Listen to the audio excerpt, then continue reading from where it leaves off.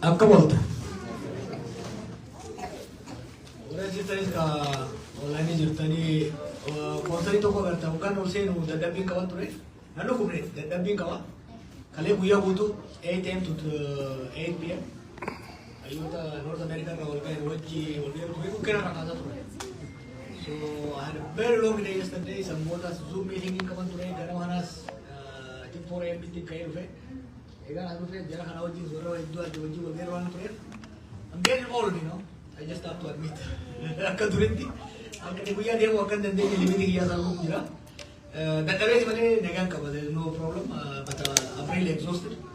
Ofuma kana tokko fitee Red Bullis dabaladheetiin jira. Hoggaan madaraka irra kaa'ee haasawaa eegala energy ni dhufa. Don't worry. I'll recharge, you know. Like a car. Sanumafi, Ora Dallas, thank you. It's always beautiful to see you. Amata Meka, Adik Devna, Ara Onera, the Fartos Niato Poma. That was the biggest horse I've ever seen. No Gamato Mararu. But I'm going, Ace we gave any company. This is a beautiful community, Rodera, Adik Devna, Ron the Garden, Verdavatani, William Mariana. It's a dynamic community. Around the face, William Mariana. I just want to speak about someone, Elias. One day, we never believed in hierarchical leadership. There should be what Ligamari is methodilities, it never would. Hirio Mataman, comrades, were friends. This guy doesn't age. I knew him 20 years ago. 2005. Who? That one. That one, you know. Well, I knew him I met him, before I met him, we started talking in 2005. The first year I came to America. He was older than what he is today. The kids were like, one was not born, I think. Yeah. One was a small guy. Ega Gafsa Walihidan. Kampar Walihidan. He has been my right hand man for a long time.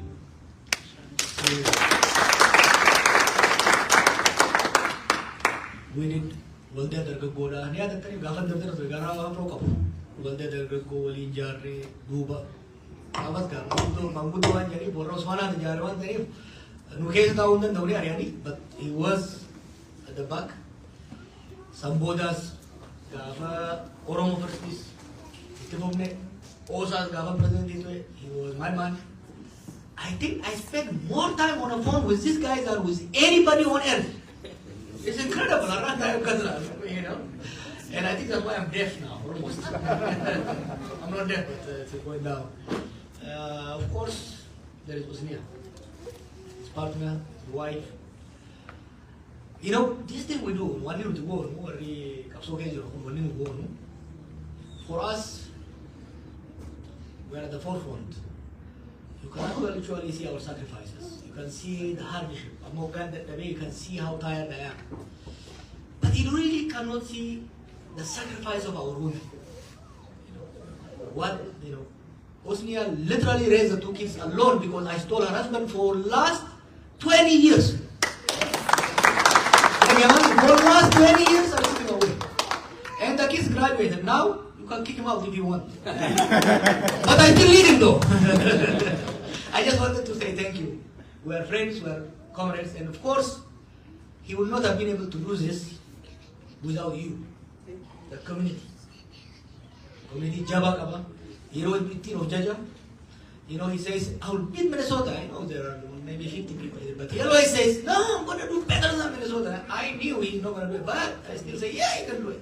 And to compensate of course, we have this guy, I think he was my security, my bodyguard, my security for 3 months. Yeah, he was. You know why I tell you this is? We are friends, and we are comrades. I am their best friend, and I am their boss. At the same time, we have a policy, which is work hard and party hard. There is some one we don't talk. But what we do, we have to do Bashananus Bashanane, 6 a.m. Nikan, take it up. What but I got someone for Djibouti, Gahara, or security detail to a case. I'm more both at Jirana below in Azato. Where is that cowboy guy, Nandy? And now, who is the cowboy guy? Then I have to go back to my main wife. Why do I say this? Because the people around me are the source of my success. I'm a very successful person. I'm not so dumb and dead. I achieve almost everything I desire, everything I plan.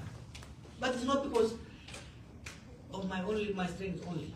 Because I'm surrounded and I'm blessed by strong friends, strong comrades, and a strong community. You. Thank you very much.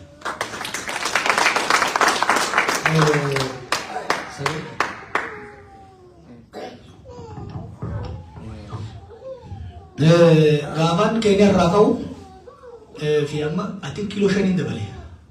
I will become again also a Yanchisan. Warin brother Burger Canas in Tulare, also Yalu. Kanam Magalon, that is Magala was a tin nave. Gavan American Radifoti, Bicadura, as he got a BNA and Sarakan, the other occasion. Nyatana radikasa na yoga ni mugala Kilimanjaro di base rabusum kabata kabata uya hutam somanu vinta. I just want to say the love you have for me, the love I have for you is the source of our success. Thank you very much. Hala biyata na ano to was ni khase. I will open up the floor for discussion. Ali biya kenya rakisada. Hetusa asaya swarin turef. Just let us development. Wala maray na asaya rakkom besani woni urgudo lama makaruf. Tokko lola. Walwaraansi biyyattii daadara keessa jira. Hurree keessa jira. Oromiyaan lola keessa jirti. Naannoo Amaaraa lola keessa jirti. Now there is a new war coming up. Dhaggeeffadha. Namichi ammas lola biraatti nu galchuudhaaf deema. Tigraay fi Eertiraatti lola banuuf deemu jira. Just since I started this campaign to stop further destruction, he is adding more destruction. Dubbi warra Tigraay keessa seenee waliin laqee isaanii suuraa banatanii fi humnoota TPLF lama qoodee Isaayyaas wajjin lola seenuuf deema. Lolli kun akka Eertiraa zamana abboota keenyaa sana hin seenaa. Lola karanii fi gaara adda addaatiin lola mutaa'uu miti. Lola Ethiopia fi Gaanfa Afrikaadhaa for once for all daara godhuudhaa taa'uu deemuu jira. Sudan has collapsed. Soomaaliyaan fayyuu hin dandeenye. Itoophiyaan darrattee jirti. Ammatti namni fayyaa qabu namni xiqqaa yaaduu danda'u wanni godhuu malee Oromiyaatti nagaya buusu, Amaaraan nagaya buusu, Itoophiyaan deebisee tasgabbeessuudha. But ammas diggisii biraatiin lola deemu jira. I know namoonni hedduun maaliif personalize goota ittiin haftee osoo namichi waan gaarii dalagee ittiin hafe alhamdulillah hin jedhu. I think he is the most destructive human being we have ever witnessed to come to leadership. Ammas lola galchuu jira. Biyya sanitti arguu jiran jirtanii mi? Generaalli gurguddaan kasilaa dalagaan isaa lolee lolchiisuudha lolli dhugee. Prime Minister Hailemariam Kasa madura angora ture lolli dhugee. Presidentiin lolli dhugee jennaan angora ari'an. Presidentiin Saalorka lolli dhugee jennaan ari'an. Ammas lola biratti geessu deema. Lolli kuni ilma namaa qofatu hin jiru. Qorannoo I think Finfinnee University mootummaadhaa baase over the last 6 years 1.5 million people died in Ethiopia due to war-related issues. Karasaasaan dhumee fi kabeelaan dhumee fi kabaqatee dhume wal jidduutti 1.5 million. Still maal jaakalee dheengatu galaaltan Itoophiyaan takka akka ammaatti nagaa argattee hin beektu. It's an incredible. We are facing a very, very difficult situation, isn't it? Dinagdee fudhadha. Naggaadee firana qabdanii biyya. Hanga feetetu jaareerra namni waan nyaatee bulu dhabaa jira. qaaloomina qofaa miti osoo ni wadee sila PowerPoint ni agarsiisu qaaloomina qofaa miti qaaloomina meeshaa qofa miti ni dhabame. It's not just inflation, it's not only the price going up. There's acute shortage. Bobaan gaafa nuti waan qabatu gara ashii jama kana fakkaate. Amma officially isaan dabda. Dhibba lama shantamaan garuu barbaadee bituu hin dandeessu. Sanirraan gibiraan maal adda addaatiin. I don't know if you saw what you were saying yesterday, Jimatti. Magala guutuu diiganii fixanii. Sir, did he come from Mars or from Las Vegas? I don't know. Akkuma keeyyoo dhalatee guddate. Magaalaa xixiqqoo gaaroo fudhadhu, galamsoo fudhadhu.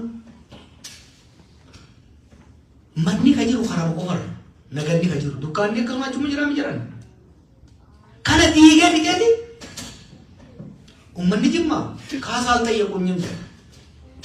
Uummanni akkamitti kaasaa gaafata milishaan irra taa'ee rasaasa matan naqa. You know? So the reason amma loudly wani dubbatu jiru dhiibbaa godhu jiru tokko lolli dhaabbachuu qaba Itoophiyaa keessatti. It's a must. Lolli dhaabbachuu baannaan anoo diaspora takka ka harka distii keessa kaatanii jirti. I'm all for diaspora to go back and invest, to go back and work, to go back and visit their family. Garuu haalli lolaa kun itti fufnaan foora waan kee keessan hin kasaarina. Namni birrii miliyoona takkaafsanii ol qabu Gondar irraa, Gojjam irraa, Wallagga irraa, Baale irraa hundi saabbatee Finfinnee naannoo isiitiin galee amma. But they think Finfinnee will be safe. No, it will not be safe if this war continues. Kanaaf isin warri alaatis ummaa ta'e isin dukkaana yoo gante mana yoo ijaarte is fine. Yoo immoo bu'aa qaba jettee dalagatte is fine. Garuu haala kana baatee abukaatoo warra biyyaaf uummata diigaa jiru ta'uun Rabbi birattis uummata birattis nama gaafachiisa. This time, we are not going to be lenient. Expose goona nama kamu ka biyya sanitti lola deeggaree uummata keenya biyya teenya wal ficcisiisu jiruuf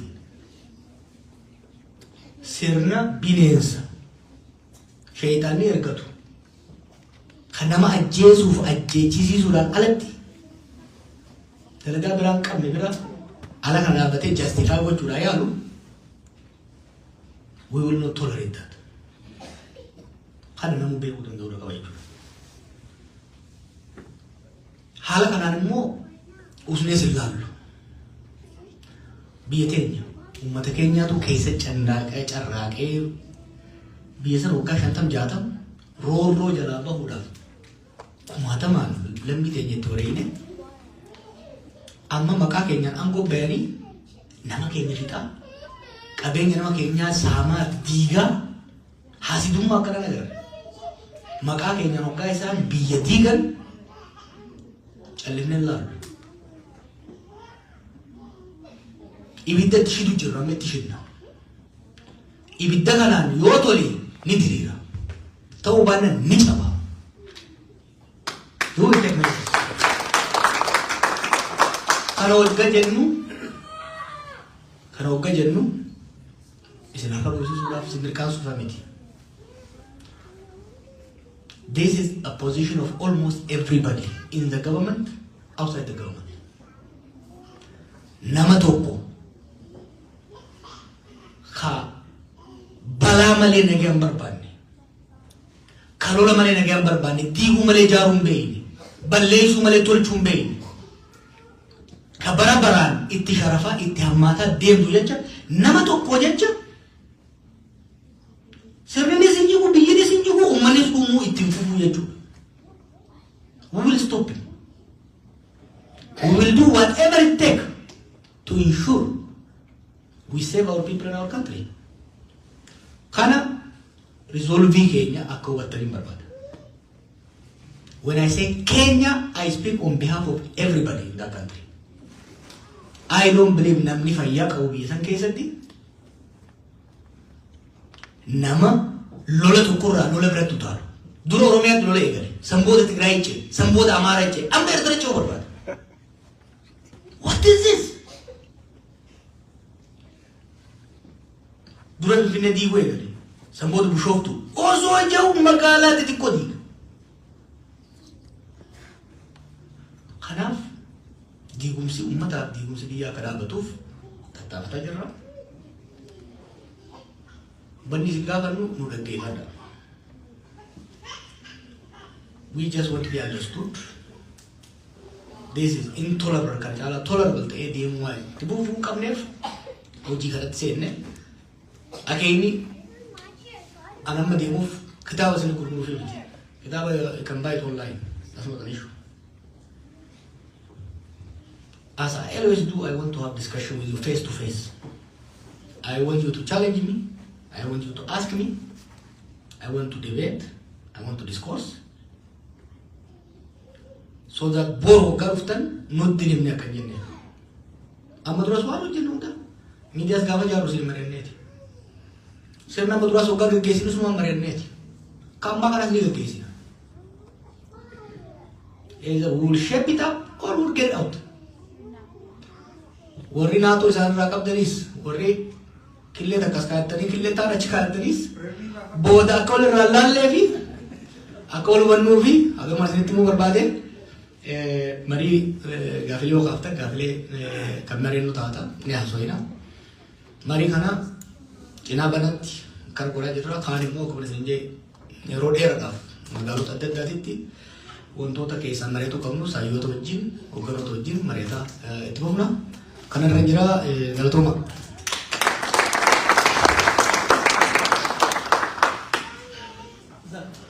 አማርኛ ናንጀቱ ጅራ እንዴት ዋላችሁ? ካሴቱ ልቀይራ አስቸኮልከኝ። ስላገኘኋችሁ በጣም ደስ ብሎኛል። አመሰግናለሁ። ይሄ ቫይብረንት ኮሚኒቲ ነው። ብዙ ጓደኞች ቤት የመጣው ነው ይመስለኝ። እንኳን ተገናኘን።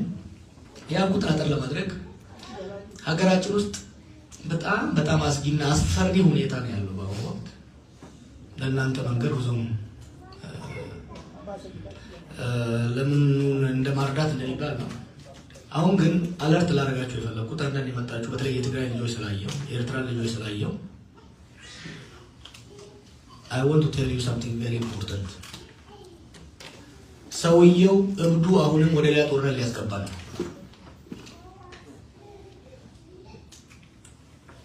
ሰሞኑን እየተካሄደ ያለው ነገር ስታዩ ባለፈው አመት እየተካሄደ ያለው ነገር የሌላ ጦርነት ድግስ ነው።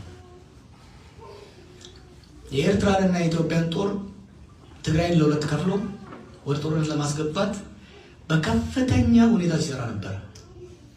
በተቻለ መጠን በውስጥ ለማስቆም የተደረገው ሙከራ አልተሳካም። በሚያሳዝን ሁኔታ የህወሓት አመራሮች ሾርት ሳይትድ በመሆን የዚህ ዓላማ አሳቂ ሆነው እየወጡ ያሉት። ትናንትና ኦሮሚያ ላይ ጦርነት ጀመረ። በኦሮሞ ህዝብ ደም በኦሮሞ ብሔረተኝነት ተጠቅሞ ስልጣን ያዘ። የኦሮሞ ብሔረተኝነትና የኦሮሞ ህዝብ አምባገነናዊ ንጉስ ስልጣን ላይ ማቆየት እንደማይፈልግ ሲረዳ ወደ አማራ ወገን በመሄድ በኢትዮጵያ ስም የአማራውን ወገን ይዞ በኦሮሚያ ላይና በትግራይ ላይ ዘመተ።